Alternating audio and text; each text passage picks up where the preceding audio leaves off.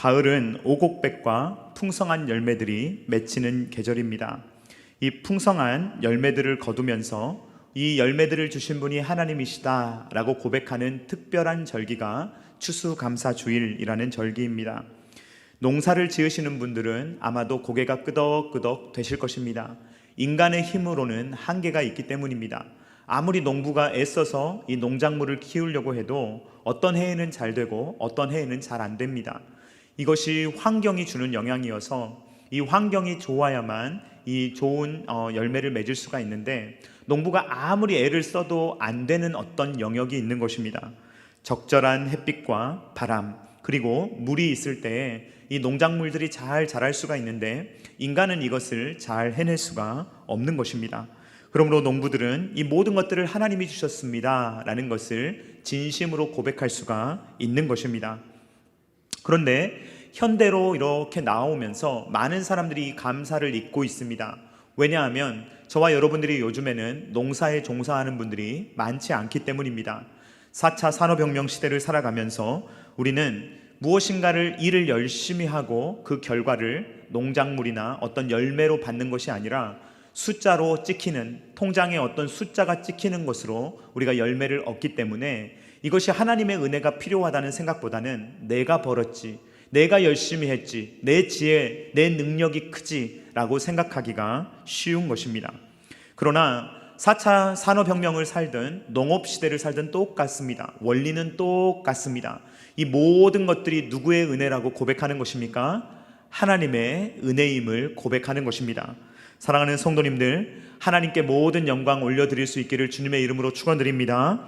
이것은 그냥 하는 말이 아니라 여러분들에게 건강 주신 분이 누구입니까?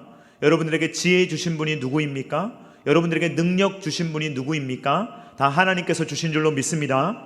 그래서 농작물만 가지고 이야기하는 것이 아니라 내가 이만큼 일할 수 있었던 것, 내가 이만큼 직장 생활할 수 있었던 것, 내가 이만큼 사업을 이끌어갈 수 있었던 것, 이 모든 것들, 크고 작은 모든 것들이 다 하나님의 은혜입니다 라는 것을 고백하는 것입니다. 신명기 8장 17절 그리고 18절 상반절 말씀 같이 읽도록 하겠습니다. 시작. 그러나 내가 마음에 이르기를 내 손의 힘으로 내가 이 재물을 얻었다 말할 것이라.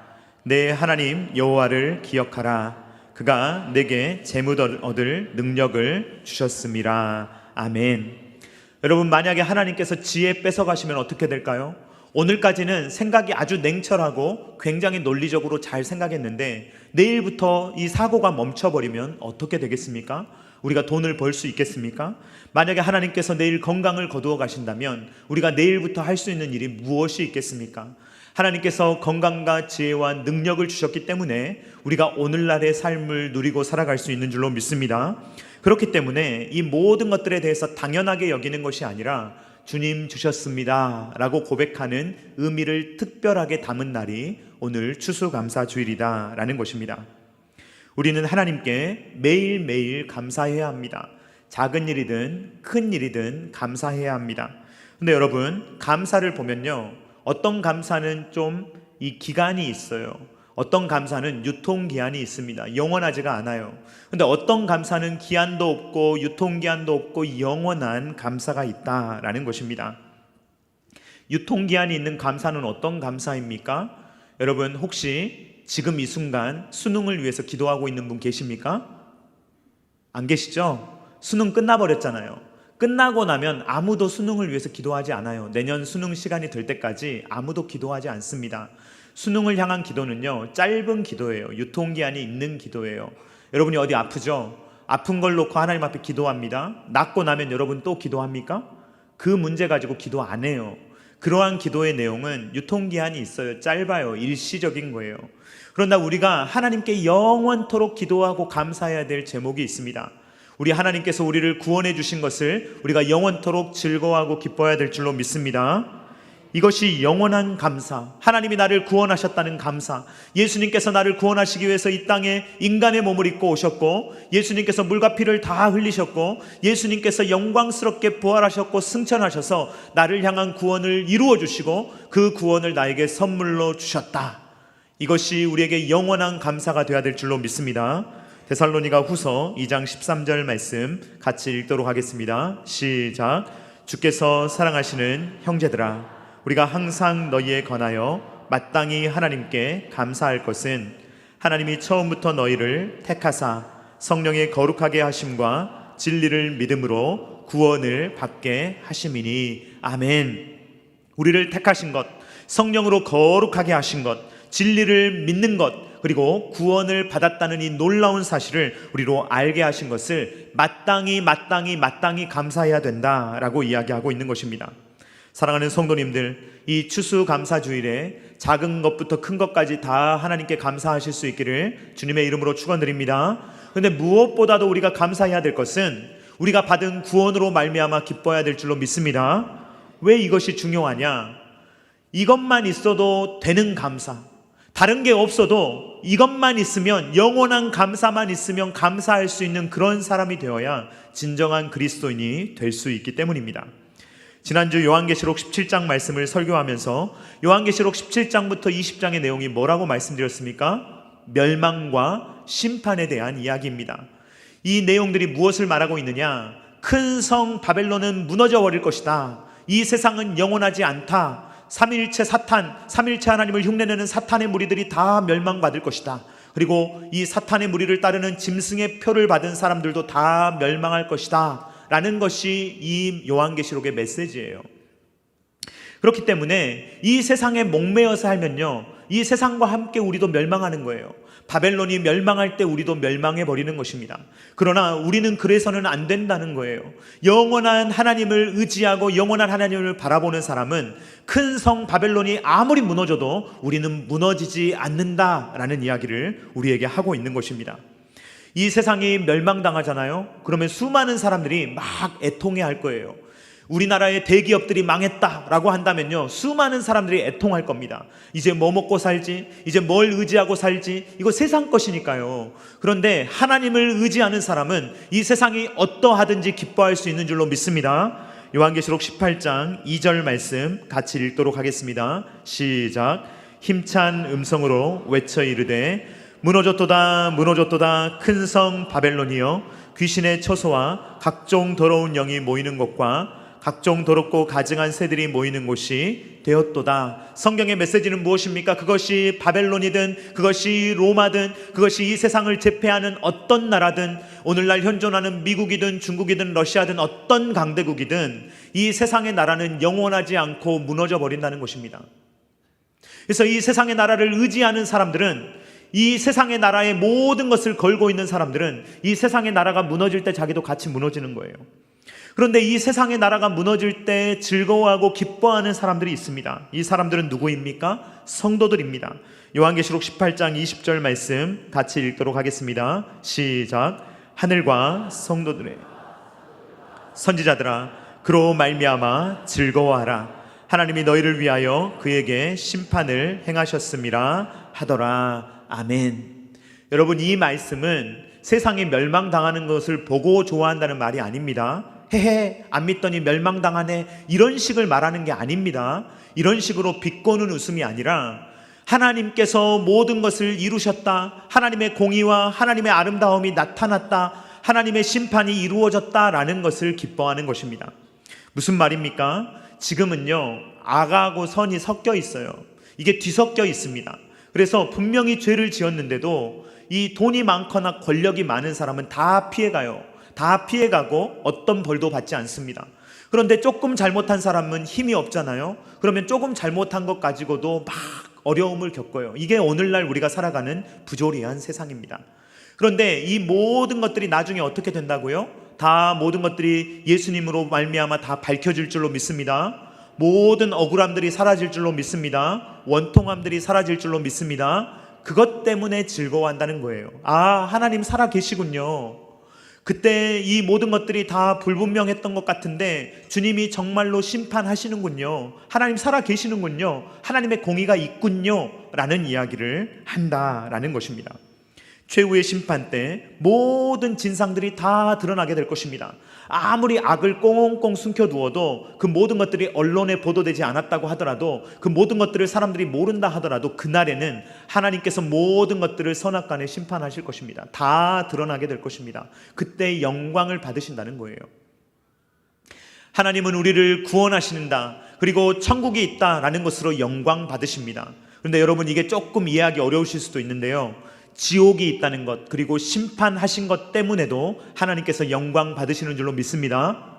왜 그렇습니까? 하나님은요, 이 모든 공의로움을 갖고 계신 분이에요. 정의로우신 분이에요. 그렇기 때문에 그냥 죄가 없다라고 말할 수 없는 분이에요. 그렇기 때문에 모든 죄악들이 속속히 드러남을 통해서 하나님이 영광 받으시는 거예요. 끝까지 하나님을 믿기를 거부하는 자들, 그들에게 이루어지는 심판은 너무 당연하기 때문에 하나님은 천국을 통해서도 영광 받으시지만 지옥을 통해서도 영광을 받으신다라는 것입니다. 2006년도에 개봉한 블러드 다이아몬드라는 영화가 있습니다. 여러분, 다이아몬드 생각하면요, 어떠십니까? 굉장히 로맨틱하고 아름답죠? 그렇죠? 그래서 이렇게 재물적으로 좀 여유가 있는 분들은 다이아몬드를 선물하곤 합니다. 사랑을 고백할 때 이 아름다운 다이아몬드를 선물하곤 하는 거예요. 저는 못했습니다. 그런데 다이아몬드를 선물하는데 이 영화가 고발하는 건 뭐냐면, 이렇게 아름다운 비싼 다이아몬드가 나오기까지, 아름다운 손에 이렇게 다이아몬드 반지가 끼워지기까지 얼마나 많은 피를 흘려야 되는가라는 것을 고발하는 거예요. 그 영화의 내용은 이렇습니다. 1999년도에 아프리카 대륙에 시에라리온이라는 나라가 있는데, 그 나라에서 다이아몬드 때문에 전쟁이 일어났어요. 이 다이아몬드를 착취하는 과정에서 전쟁이 일어났는데, 이 내전으로 인해서 수천 명이 죽고 수만 명의 난민이 발생했습니다. 이 영화를 보면요, 다이아몬드를 채취하는 현장은 너무너무 참혹하고 끔찍합니다. 그러한 과정을 통해서 다이아몬드가 유통이 되고 누군가는 그것을 고급스럽게 낀다라는 내용이에요. 다이아몬드를 끼면 안 된다는 말씀을 드리는 것이 아니라, 그러한 과정이 있는 것을 아느냐라는 것을 영화가 고발하고 있다는 거예요. 그런 비슷한 고발을 오늘 요한계시록이 하고 있습니다. 요한계시록은 무엇을 고발하고 있느냐? 이 세상의 부귀영화 사치가 어디에서 오는 줄 아느냐라는 것을 고발하는 거예요. 로마는요, 평화를 얻었습니다. 로마 제국은 아주 평안했어요. 로마 제국은 부유했습니다. 먹고 마실 게 많았어요. 많은 노예들을 거느렸어요. 근데 이 부가 어디에서 왔냐는 거죠. 다른 나라들을 짜낸 거예요. 다른 나라들을 착취한 거예요. 그래서 그들이 가진 평화를 팍스 로마나라고 하는데, 그들이 얻은 평화를 앞에 영화를 패러디하면 이 로마의 평화, 로마의 피스는 블러디 피스예요. 피로 얻은 평화다라는 것입니다.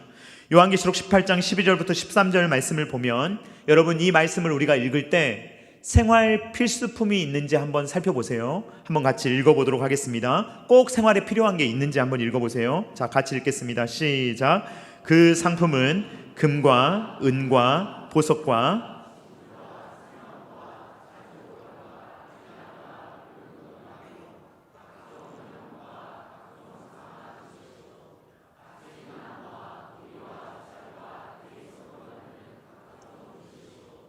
계피와 향료와 향과 향유와 유향과 포도주와 감람류와 고운 밀가루와 미리요, 소와 양과 말과 수레와 종들과 사람의 영혼들이라. 아멘. 여러분, 여기에서 생활 필수품을 몇 개나 찾으실 수가 있겠습니까? 여기에는요, 생활 필수품이 거의 없어요. 여기에서 고운 밀가루 정도 이렇게 생각할 수 있는데, 고운 밀가루는 당시에 고급 음식입니다. 대부분의 로마 사람들은요, 거친 밀가루를 먹었어요. 고운 밀가루라는 것 자체가 굉장히 고급 음식입니다. 몇몇 사람만 먹을 수 있는 굉장히 값비싼 물건이라는 것입니다. 여기에 등장하는 모든 품목들은요, 인간이 얼마나 탐욕스러울 수 있는가라는 것을 보여주는 예입니다. 하나하나 살펴볼 수 없기 때문에 네 가지만 살펴보도록 하겠습니다. 먼저 자주 옷감입니다. 자주색 옷감인데, 이 자주색 옷감은 주로 왕족들, 귀족들이 입었던 옷입니다. 이러한 옷 중에 그때 당시에 굉장히 유명했던 옷이 있는데, 스키토폴리스라는 지역에서 생산이 되는 그러한 옷이 있었는데, 이런 세마포 옷은 얼마였냐? 그때 당시에 가격이 7,000 데나리온 정도 했다고 합니다.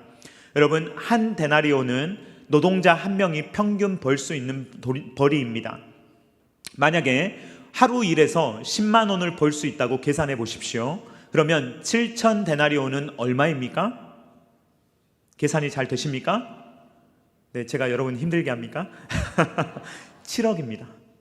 7억짜리 옷을 휘감고 다닌다는 거예요. 로마에서 힘께나 쓰는 사람으로 자기를 좀 뽐내려면 나 스키토폴리스에서 산 옷이야 라고 하면서 7억짜리 옷을 입고 다닌다는 거예요. 얼마 전에 연예인 한 명이 나와서 이 브로치 하나를 찾는데 그게 1억이라는 기사를 본 적이 있습니다.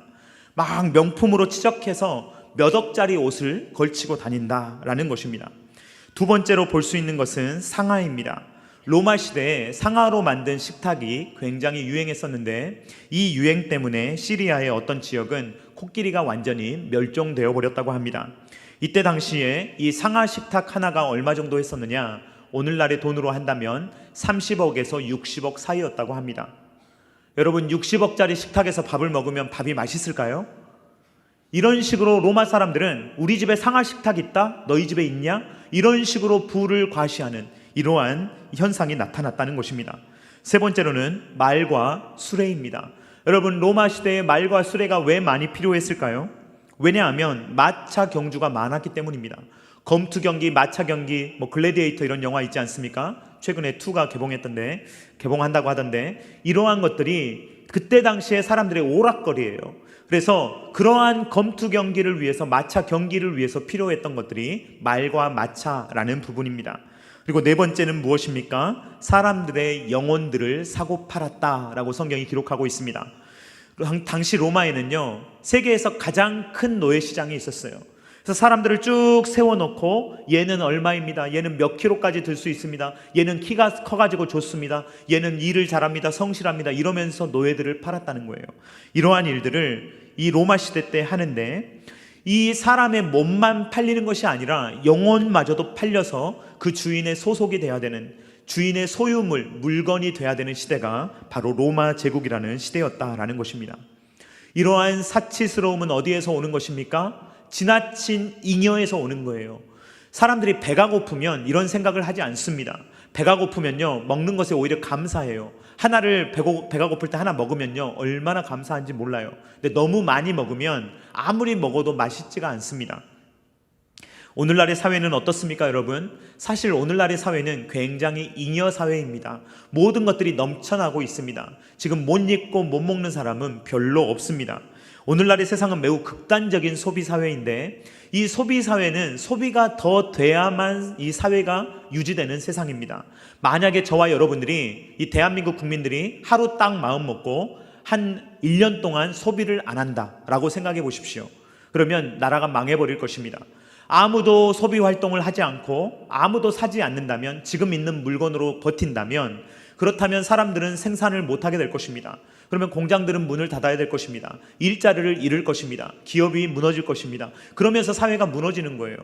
그러니까 이 세상은 끊임없이 소비해야 돼요. 계속 소비를 하고 돌려야만 이 모든 것들이 돌아가는 세상을 우리는 위태위태하게 살아가고 있습니다. 지독한 환경오염을 경험하고 있으면서도 이 지독한 소비의 패턴을 끊어내지 못하는 것이 오늘날의 사회입니다. 그런데 이 사회가 언젠가는 멈춘다는 거예요. 로마가 영원할 줄 알았죠. 로마의 그 사치스러움이 영원할 줄 알았죠. 그러나 그러한 것들이 영원하지 않고 하루아침에 마치게 된다는 것입니다. 요한계시록 18장 8절 말씀 같이 읽도록 하겠습니다. 시작. 그러므로 하루 동안에 그 재앙들이 이르리니 곧 사망과 애통함과 흉년이라. 그가 또한 불에 살라지리니 그를 심판하시는 주 하나님은 강하신 자이심이라. 아멘. 여러분, 우리가 생각할 때요, 절대 무너지지 않을 것 같은 나라들도요, 하루아침이면 망한다는 거예요. 나라가 멸망하는 데는 그리 오랜 시간이 걸리지 않습니다. 우크라이나가 저렇게 될 줄 누가 알았겠습니까? 아무도 예측하지 못하는 거예요. 우리는 예측하지 못하는 세상을 살아가고 있습니다. 그런데 성경이 우리에게 예측을 주는 거예요. 예언하는 거예요. 성경이 뭐라고 미래를 예언하느냐? 이 세상이 영원하지 않다는 거예요. 하루아침이면 멸망해버릴 것이 이 세상이라는 거예요. 그렇기 때문에 이 세상의 모든 것들을 걸고 살아가지 말라는 것입니다. 그것이 바로 우리에게 주어지는 요한계시록의 말씀의 교훈입니다. 우리 그리스도인들은 어떻게 살아야 합니까? 이렇게 살아야 합니다. 요한계시록 18장 4절 말씀 같이 읽도록 하겠습니다. 시작. 또 내가 들으니 하늘로부터 다른 음성이 나서 이르되 내 백성아 거기서 나와 그의 죄에 참여하지 말고 그가 받을 재앙들을 받지 말라. 아멘. 뭐라고 이야기하는 것입니까? 바벨론에서 나오라 라고 이야기하는 것입니다.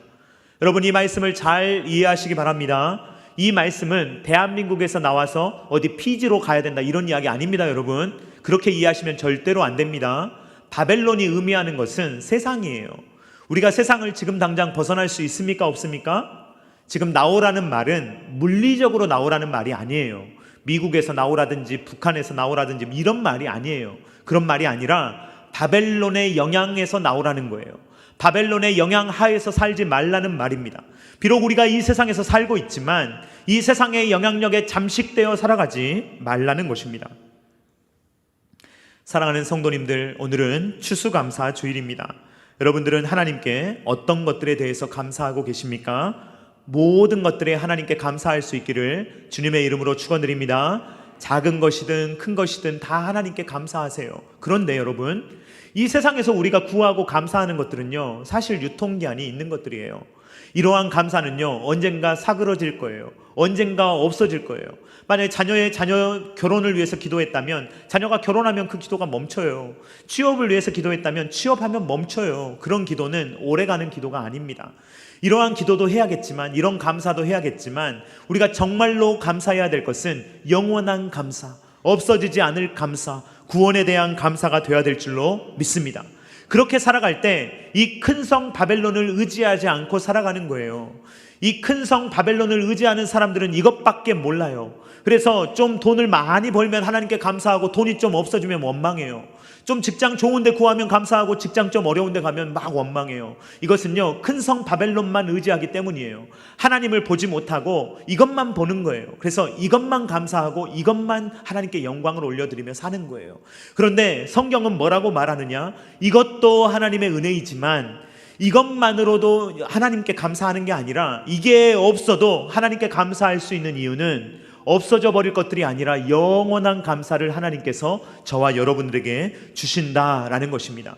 그러므로 사랑하는 성도님들, 이러한 것들에도 감사하지만 하나님이 이 세상에 살아갈 수 있는 힘을 주시고 능력을 주시고 지혜를 주시고 가정을 주시고 직장도 주시고 학업도 하게 하시고 감사합니다라고 고백하지만, 이 유통기한이 있는 감사들을 넘어서서 이런 게 없더라도 하나님, 저를 선택해 주신 게 감사합니다.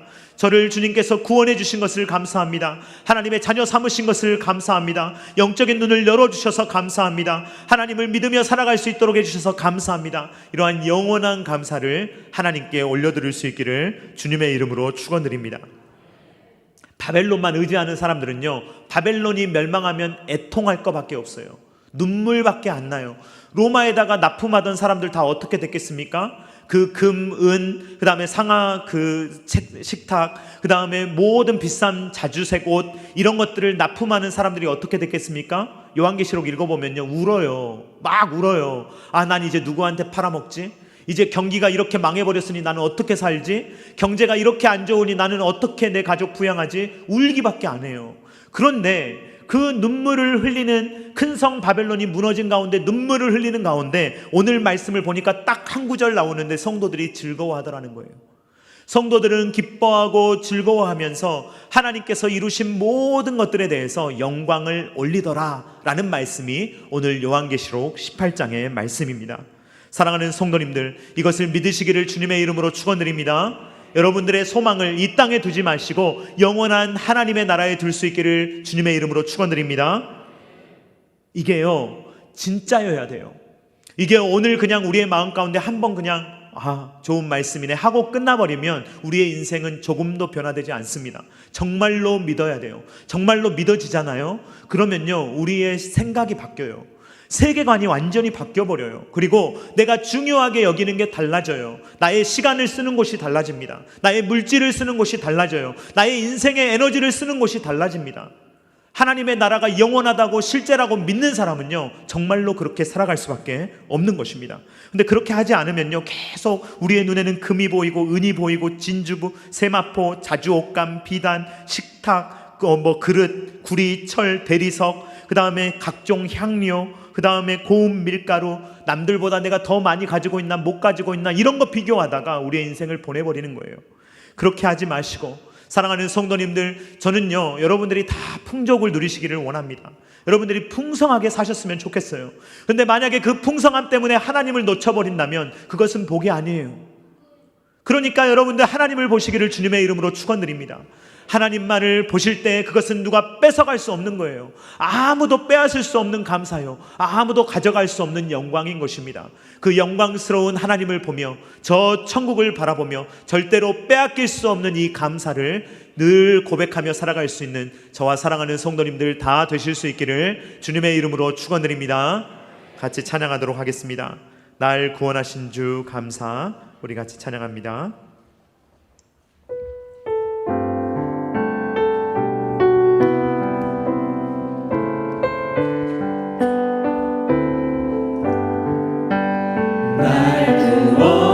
구원하신 주 감사, 모든 것 주신 감사, 지난 추억이네 감사, 주의 옆에 계시는 양이로운 봄철의 감사, 외로운 가을날 감사, 사라진 눈물도 감사,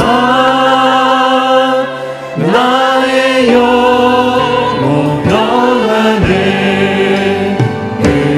응답하신 기도 감사, 거절하신 것 감사, 해처럼 높으신 감사, 모든 것 채우시는 아픔과 기쁨도 감사, 절망 중 위로 감사, 증량 못할 은혜 감사, 크신 사랑 감사해, 길가에 장미꽃 감사, 장미꽃까지 감사, 따스한 가정 희망 주신 것 감사, 기쁨과 슬픔도 감사, 하늘 평안을 감사, 내일의 희망을 감사, 영원토록 감사해. 이 시간에 우리 잠깐 조용히 기도하겠습니다. 여러분 마음속에 기도하실 때 구원의 감격이 내 안에 있는가 다시 한번 돌아보시고, 정말 내가 다른 모든 것 없어도 하나님이 나에게 주신 이 구원의 은혜로 감사할 수 있는가, 여러분들 기도해 보시고 주님 그러한 믿음을 달라고 여러분 기도하시기 바랍니다. 또 마음 가운데 여러분들의 손가락을 꼽아보며 여러분들 세 가지만 하나님 앞에 감사의 제목들 기도에 또 기도할 때 떠올려 보시기 바랍니다. 잠깐 우리 조용히 기도하겠습니다.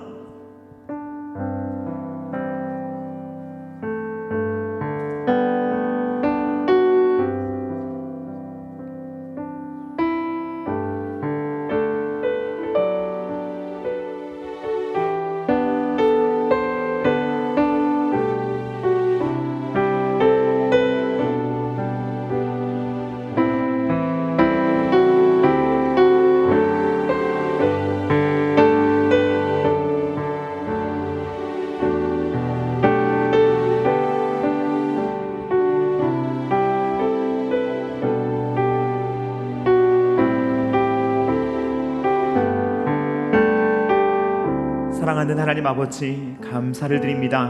오늘 추수감사주의를 통하여서 하나님께 여러 가지 것들에 감사할 수 있음을 바라보게 하시니 감사합니다. 주님, 작은 것도 감사하고 큰 것도 감사합니다. 모든 것에 감사합니다. 그러나 주님, 특별히 주님께서 우리를 구원하신 것에 감사하며 만족하며 살아갈 수 있는 모든 주의 자녀들이 되게 하여 주시옵소서. 무엇보다도 귀한 예수 그리스도의 생명을 우리에게 주셔서 우리로 하여금 살게 하시니 감사합니다. 영원 복락 누리게 하시니 감사합니다. 주님 100년 동안 누리는 것들만 감사하며 그것만 추구하다가 주님 무너져버릴 이 세상만 추구하다가 살아가지 말게 하시며 영원하신 하나님, 그분만이 나의 소망이요, 그분만이 나의 재산이요, 그분만이 나의 기업이요, 그분만이 나의 영광임을 고백하며 살아갈 수 있도록 아버지 하나님 함께하여 주시옵소서. 주님, 그리하여서 우리의 마음 가운데 주님 뭐라 설명할 수 없는 감사, 주님께서 우리에게 주신 모든 것들에 대해서 늘 감사하며 찬양하며 주님을 높이며 살아갈 수 있는 모든 주의 자녀들이 될 수 있도록 주여 은혜 위에 은혜를 더하여 주시옵소서. 이제는 우리 구주 예수 그리스도의 십자가의 무한하신 은혜와 독생자 아들을 아낌없이 내어주신 성부 하나님의 사랑하심과 성령 하나님의 감동, 감화, 역사, 교통하심이 매일매일 감사하며 큰 것도 감사하며 작은 것도 감사하지만 그 무엇보다도 우리의 마음을 영원하신 하나님께 두며 우리에게 영생 복락을 허락하시는 그 예수 그리스도의 은혜에 감격하며 하나님께 영원토록 사라지지 않을 감사를 올려드리며 하루하루 살아갈 때 우리의 마음을 불평불만에 빼앗기지 아니하고 오직 하나님께 영광을 올려드리며 살아가기를 원하는 사랑하는 모든 주의 자녀들의 머리 위에와 각 가정과 주님께서 피로 값주고 사신 첨단 게라시교회 위에와 세계 열방 위에 이제로부터 영원토록 함께 있기를 간절히 축원하옵나이다. 아멘.